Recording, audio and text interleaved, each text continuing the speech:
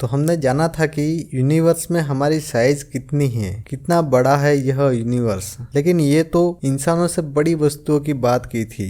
लेकिन क्या आपको पता है कि हमसे छोटी भी बहुत सी दुनियाएं हैं। जैसे पृथ्वी पर इंसानों की दुनिया है, वैसे ही पृथ्वी पर और भी कई जीवों का घर है, उनकी अलग दुनिया है। और आप कुछ भी देखते हो, जैसे कि पेड़ पौधे, इंसान, टेबल, आपका फोन या लैपटॉप जिसमें आप ये वीडियो देख रहे हो, वो सब ठोस होता है। पानी लिक्विड फॉर्म में होता है जो कि हमें दिखाई देता है। पर मैं आपको ये कहूँ कि ये पूरी दुनिया एक वेव फॉर्म में है तो आपको यकीन ही नहीं होगा, लेकिन ये सच है।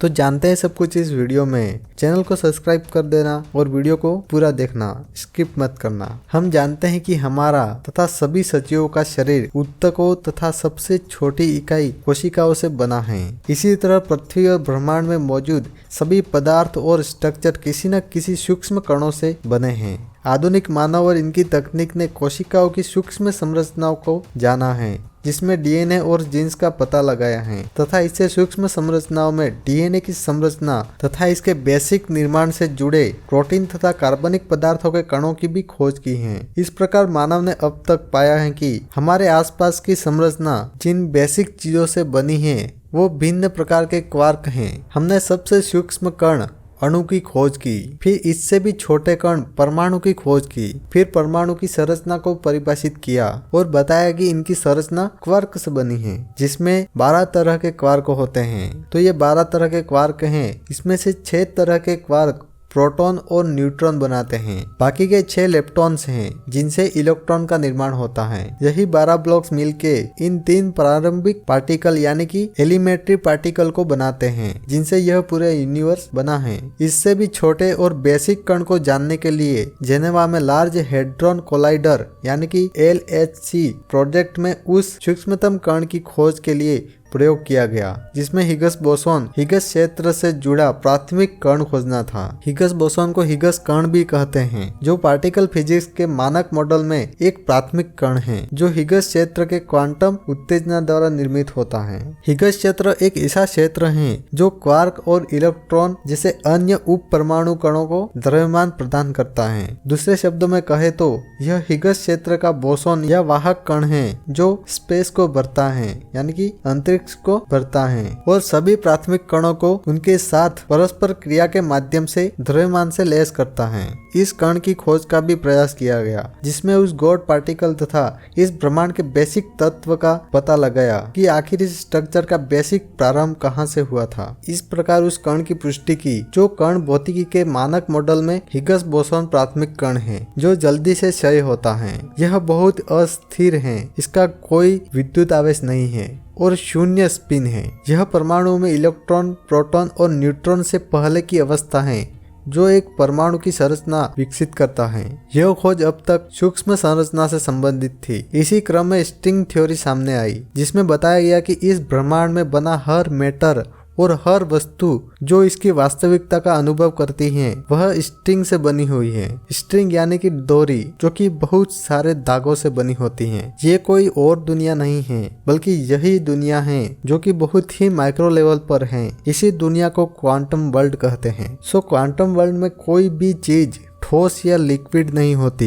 यहाँ सब कुछ वेव्स के रूप में मौजूद होता है। इसे ब्रह्मांड की सबसे छोटी चीज भी कहा जाता है, जिसका आकार एक एटम से भी कई खरब गुना छोटा है। फॉर एग्जाम्पल, अगर एटम हमारा सौर मंडल है तो एक स्ट्रिंग या एक वेव एक पेड़ के साइज के बराबर होगा। तो आप सोच ही सकते हो कि क्वांटम वर्ल्ड कितनी माइक्रो लेवल पर है। क्वांटम दुनिया में कण कई राज्यों या स्थानों में एक साथ मौजूद हो सकते हैं और एक दूसरे से उलझ सकते हैं, जिसका अर्थ है कि उनके राज्य सहसंबंध हैं, भले ही वे विशाल दूरी से अलग हो। मैं आपको सरल भाषा में समझाता हूँ। अगर क्वांटम वर्ल्ड में आप राजस्थान में हो तो आप उसी समय गुजरात में भी हो और दिल्ली में भी हो और आप एक दूसरे से जुड़े हुए हो।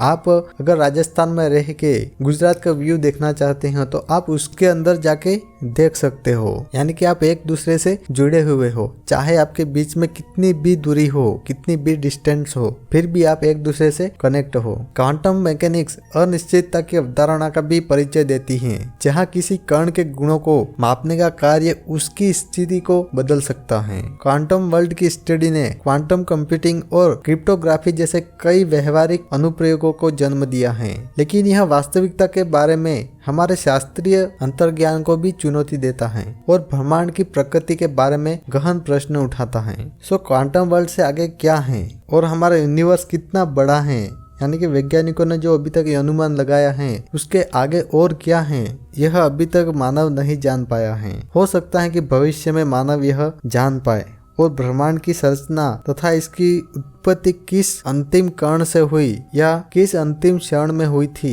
यह कण कहाँ से आया, ये सब भविष्य में पता लग सकता है। पता नहीं ये जब तक पता चले तब तक हम रहेंगे भी या नहीं, पर लग तो जाएगा कभी न कभी। अगर आपने यहाँ तक वीडियो देखा है तो आपको एक और बोनस पॉइंट बताता हूँ या इन्फॉर्मेशन देता हूँ। आपको ये तो पता है कि हमारा शरीर ऊतकों से बना हुआ है। यह शरीर की सबसे छोटी इकाई कोशिका से बना हुआ है, लेकिन इन कोशिकाओं का निर्माण कैसे हुआ, यानी कि कार्बनिक परमाणु से कोशिका का निर्माण कैसे हुआ, तो ये आपको पता है? नहीं पता है ना, तो चलिए हम आपको बताते हैं। तो क्वार्क से प्रोटॉन, न्यूट्रॉन, इलेक्ट्रॉन, आवरण एवं नाभिकीय इलेक्ट्रॉन बनते हैं। फिर कार्बन न्यूक्लियस बनता है और कार्बन न्यूक्लियस से डीएनए न्यूक्लियस बनता है। फिर डीएनए न्यूक्लियस से कोशिका केंद्रक बनता है और फिर कोशिका केंद्रक से कोशिका संरचना बनती है और फिर कोशिका संरचना से उत्तक बनता है और उत्तक से आपका शरीर बनता है। सिंपल। सो गाइस, वीडियो पसंद आए तो लाइक कर देना और चैनल को सब्सक्राइब कर देना। मिलते हैं किसी नेक्स्ट वीडियो में। Thanks for the watching. Bye.